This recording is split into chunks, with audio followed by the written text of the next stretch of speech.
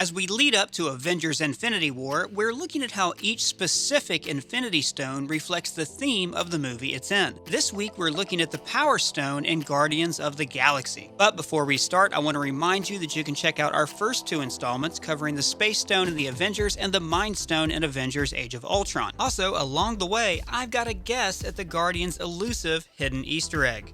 The orb in Guardians of the Galaxy is the Power Stone, and the pursuit of power is the theme of the movie. Now, I know that the characters all come together, like in the Avengers, but unlike in that movie, every protagonist in Guardians begins the film in a state of powerlessness. Guardians takes place in a cutthroat galaxy where violent individuals have more power than collective governments. Thanos is the most powerful being in the universe. And I will bathe the starways in your blood.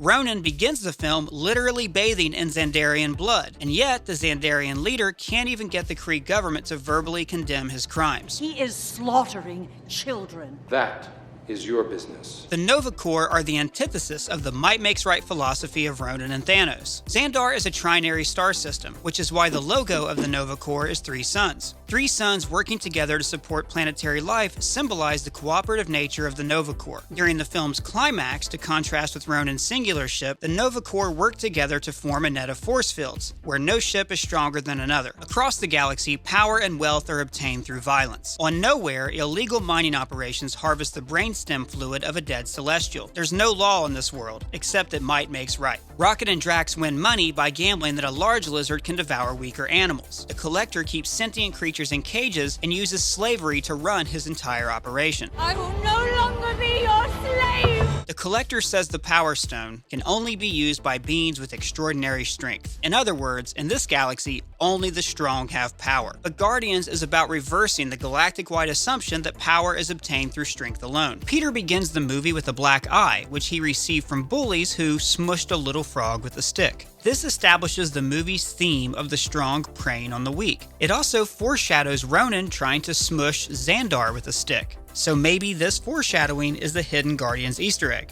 So could somebody tweet James Gunn and ask him for me? Thanks. In the film's first sequence, Peter is powerless to save his mother, or even to take her hand. The song he's listening to, I'm Not in Love by 10cc, is a symbol of his emotional detachment from others, which soon turns into literal detachment when he's taken by the Ravagers. Even though they raised him, the group makes him feel like an outsider. After all, he's been threatened with cannibalism since he was a child. When I picked you up on Terra, these boys of mine wanted to eat you. The Ravagers believe that power is obtained by pillaging, a method that doesn't jibe with the soft-hearted frog-saving Quill. You're scared, cause you're soft! In here!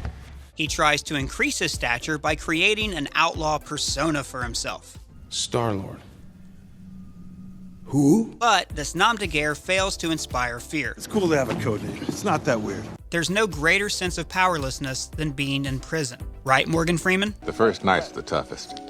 No doubt about it. They march you in naked as the day you were born. Skin burning and half blind from that delousing shit they throw on you. For Peter, the orb represents independence from the Ravagers and a path to greater detachment. For Gamora, it's a means to escape her adopted father. From the time she was a child, Gamora has never had any power of her own. The only authority she has was granted to her by Thanos as a reward for defeating her sister Nebula in combat. She and Nebula were raised in an only the strong survive family structure. There was a constant power struggle between the sisters to be the favored daughter of Thanos. You alienated my favorite daughter, Gamora. Thanks, Dad. The recurring theme of lost family is felt strongest with Drax, who wants the power to kill Ronan. If it's a weapon, we should use it against Ronan. However, he can't defeat Ronan with just his raw strength, and he has to find another way to obtain power. Rocket has lived a life of ridicule, and people see his size as a lack of power. He called me vermin! She called me rodent! To him, the orb represents wealth and respect. He's the product of Illegal genetic and cybernetic experiments on a lower life form. This implies that Rocket was not born intelligent and has always been manipulated by stronger beings. Why didn't ask to get made? For Rocket, power is obtained with his intelligence and weaponry. The moment in the prison escape when he captures a weapon is treated as if he's finally becoming whole. Oh, yeah. Groot has a litany of issues with power, which he details here. I am Groot. And here. I'm Groot. And here. I'm Groot. And also here. I am Groot.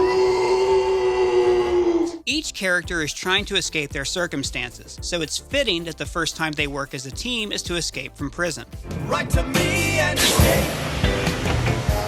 They come to the realization that power obtained through cooperation is greater than the power of any individual. Throughout the film, greed is punished and self-sacrifice is rewarded. Self-sacrifice is the opposite of might makes right, the existing galactic order. Peter sacrifices his ship and is rewarded with a new ship. Gamora is given freedom from Thanos, Drax gets a new family, and Rocket gains respect and ends up commanding Nova Corps ships. Can't believe I'm taking orders from a hamster. Groot sacrifices his life to save everyone, which is foreshadowed earlier when Peter calls him, "What is wrong with Giving Tree here?" On the other hand, the film punishes greed. Yondu doesn't end up with the orb, the Collector loses all of his and Ronan was defeated by a dance-off. What are you doing? Ronan's confusion is appropriate because dancing is an inherently social activity, and nobody wants to socialize with a guy who bathes in blood. You suckers got served. None of the Guardians can use the Power Stone alone. They have to join together to become a family unit. In the end, each Guardian is made powerful, not with wealth or vengeance, but by learning to love each other. And to symbolize the power of the many over the one, the Nova Corps end up with possession of the orb, a literal symbol of power. That's it for this week, guys. Let me know what stone you want to see next in the comments below. And if you're finding us for the first time, please hit that subscribe button. For ScreenCrush, I'm Ryan Airy.